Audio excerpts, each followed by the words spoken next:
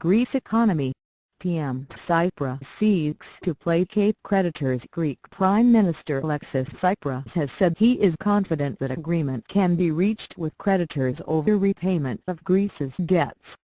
Mr. Tsipras said in a statement issued to Bloomberg news agency that he had never intended to act unilaterally. German Chancellor Angela Merkel has ruled out debt cancellation, saying creditors had already made concessions. Mr. Tsipras Syriza party won last weekend's election with a pledge to have half the debt written off. Its new Finance Minister Yanis Varoufakis has refused to work with the troika of global institutions overseeing Greek debt, which had agreed a €240 billion £179 billion, $270 billion bailout with the previous Greek government. The troika is made up of the European Commission, European Central Bank and International Monetary Fund. Greece still has a debt of €315 billion, about 175% of gross domestic product, despite some creditors writing down debts in a renegotiation in 2012.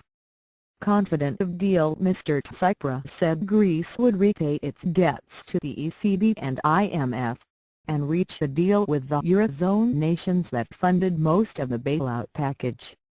The deliberation with our European partners has just begun, he said. Despite the fact that there are differences in perspective, I am absolutely confident that we will soon manage to reach the mutually beneficial agreement, both for Greece and for Europe as a whole. Jeroen Dijsselbloem, chairman of the Eurozone Finance Ministers Group, said he welcomed Mr. Tsipras' comments. It is now up to the Greek government to determine its position on how to move forward, he said. Further decisions will be taken jointly in the Eurogroup in the coming weeks. In interviews in the German media published on Saturday, Mrs. Merkel said she still wanted Greece to stay in the Eurozone but did not envisage fresh debt cancellation.